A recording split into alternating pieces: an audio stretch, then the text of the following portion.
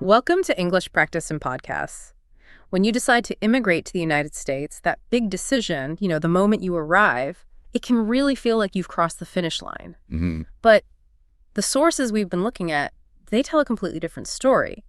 It seems like the choice of where you land is just as crucial as the choice of why you came in the first place. Oh, absolutely. Immigrating doesn't automatically equal opportunity, especially for those starting from scratch, without perfect English, a big financial safety net, or a professional job already lined up. So that first choice of location dictates everything. It really does. We found that some states, they don't just slow you down. They quietly drain your resources, they sap your momentum, and they can effectively destroy your chances before you even figure out what's happening. Okay, so today we're going to take a really hard look at the sources you shared. Our mission is pretty clear. We're going to talk about the 10 U.S. states that newcomers, especially those starting with nothing, should probably think twice about.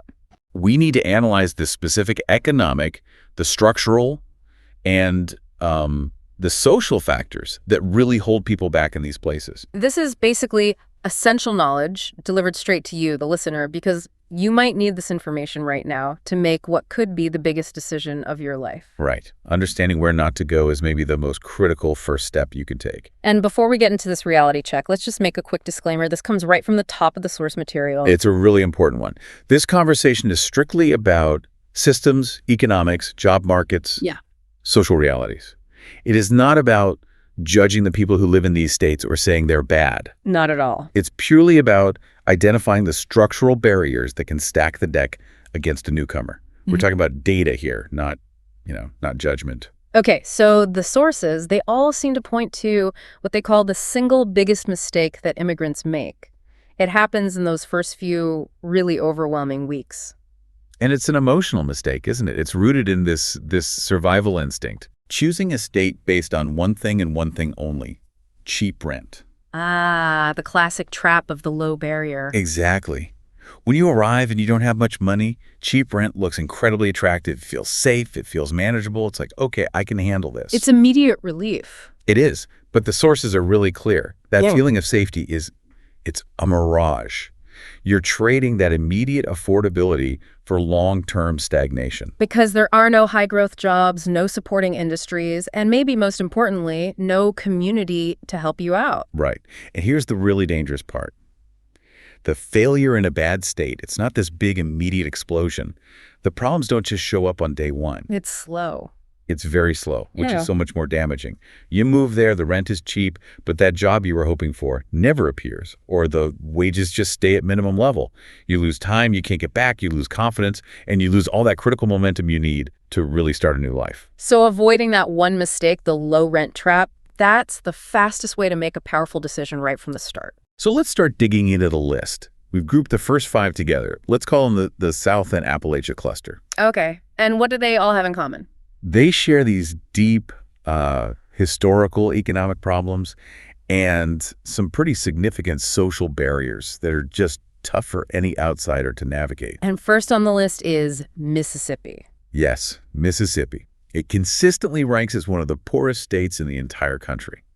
The economic reality is it's stark. You've got chronically low wages, a really weak economy, and very few opportunities. Even for locals, right? People who've been there for generations. Even for locals. And then you add isolation on top of that. The sources point out that Mississippi has very few established immigrant communities, low diversity. It's an economy built on who you know. Entrenched networks. Exactly. And it's fascinating how quickly your skills become less important than whether you fit in. What does that look like in practice? Well, the sources give this example where if you call a company in, say, Jackson, with a noticeable accent, your resume just kind of ends up at the bottom of the pile. And it's not necessarily malicious. It doesn't have to be. It's just an assumption that you won't fit in with their clients, their established base. You're not seen as a new American. You're just seen as someone who doesn't belong in that social framework. That's a brutal kind of exclusion. Okay, so if Mississippi is defined by economic isolation, what about West Virginia? West Virginia is really defined by economic decline. We're looking at a state where the core industries, coal, manufacturing, they've basically collapsed. And the young people have left. The young people have left in huge numbers, and all the opportunity and investment followed them right out the door. The economic engine just isn't running anymore. And what's the social environment like for a newcomer there? It's tough. Immigrants face these incredibly closed generational communities. The message is, it's not spoken, but it's clear. If you weren't born here, you're outside the circle. And the few good jobs that are left are probably guarded pretty closely. Fiercely. And the fact that Americans are already moving out of West Virginia, well, the sources say that's a huge warning sign for anyone looking for growth. Right. Let's move down to Alabama. Here, the issue isn't so much decline, but a low-demand economy. That's a good way to put it. It's an economy that just never really made room for outsiders in professional jobs.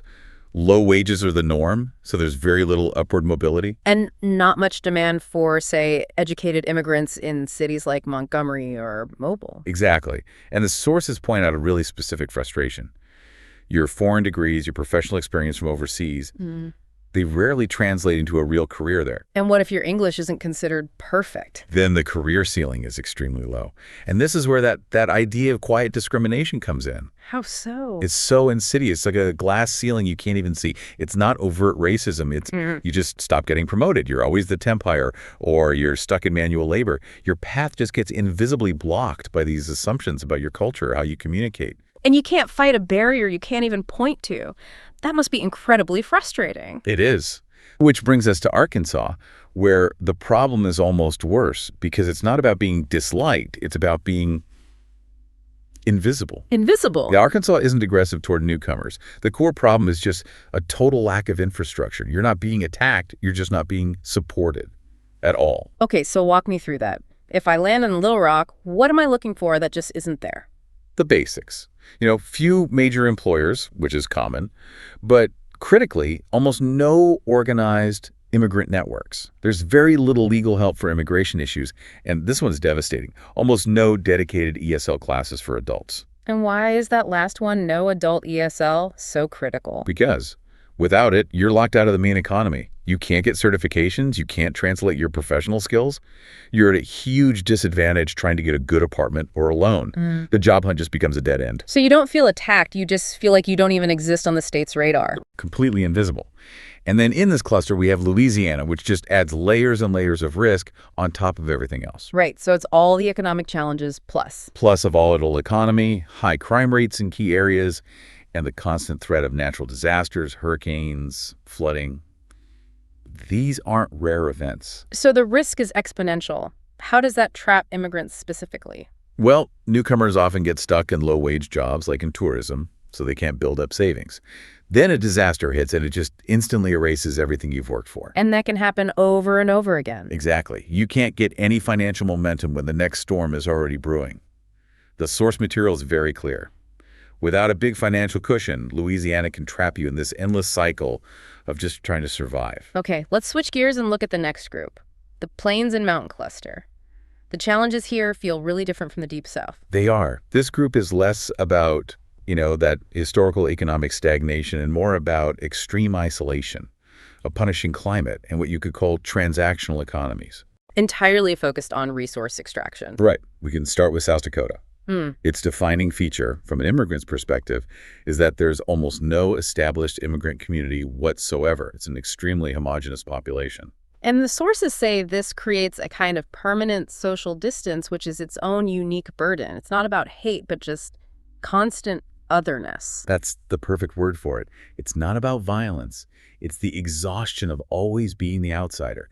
Every day, explaining where you're from, feeling misunderstood, or just unseen. Over time, that psychological distance can really wear a person down. I can imagine. Okay, right next door is North Dakota, which is all about the boom and bust of the oil industry. Purely transactional. You can make money, and wages can be high for a little while, but those jobs, they come and go in a flash. And you pay a high price for that temporary money. A massive price. You're dealing with an extreme climate, intense isolation, and almost no social structure. And the housing market is dangerous. When there's a boom, rent skyrockets. When the bust hits, the companies leave, you lose your job, and there's literally nothing left for you there. So you could feel rich for a few months, and then suddenly you're unemployed in a ghost town with no support system. It's the definition of high risk, low reward for anyone who's looking for a stable long-term future. Now, Wyoming. The sources describe Wyoming as, well, just empty. both economically and socially. It's the ultimate test of solo resilience, and that's a bad test to take when you're just starting over. Very few jobs outside of, say, tourism or ranching, and basically zero immigrant infrastructure. No legal aid, no ESL, not even many ethnic grocery stores. So the expectation is just you survive on your own. Completely. No networks, no guidance, no safety net.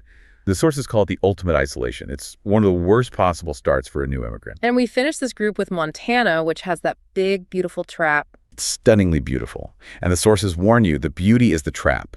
People are drawn in by the scenery, this romantic idea of a simple life. But the reality behind the mountains? The reality is harsh. Housing is incredibly expensive in the few places people want to live. Jobs are mostly seasonal tourism, resource work. And there's just a severe lack of professional career paths. The economy can't support year-round growth for outsiders. So what's the bottom line from the sources on Montana? It's a harsh but memorable truth. They say nature doesn't build careers.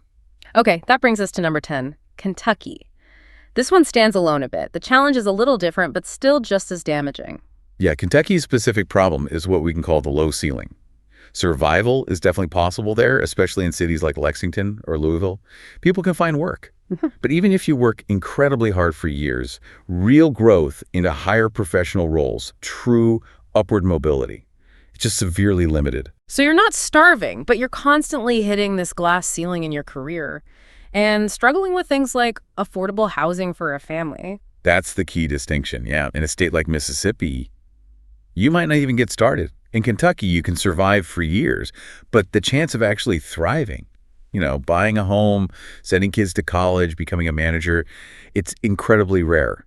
Your hard work just doesn't pay off in the way you'd expect in America.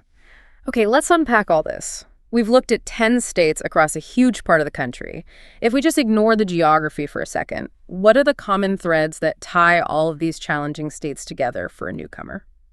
Well, if we connect this to the bigger picture, 3 shared core problems really stand out across all 10 states. This is the definition of that quiet destruction we talked about at the beginning. Okay, give us the 3 pillars of this challenge. First is just economic viability.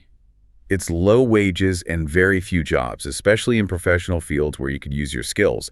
The low cost of living always gets canceled out by the fact that you can't earn enough to ever get ahead. Right. And the second pillar is about support, or the lack of it. Exactly. The lack of a trampoline, as you put it before. It's weak or just non-existent immigrant communities and support networks. This is the infrastructure that helps people find housing, get legal aid, enroll in adulthood. Without it, you're on your own, constantly reinventing the wheel. And the third point is the slipperiest one, that quiet exclusion that wears people down. This isn't the loud, aggressive racism. No, usually not. It's the systemic barriers. It's that permanent otherness in South Dakota, or not getting promoted in Alabama, or the assumption you won't fit in Mississippi. These things just fundamentally stop you from participating in the economy.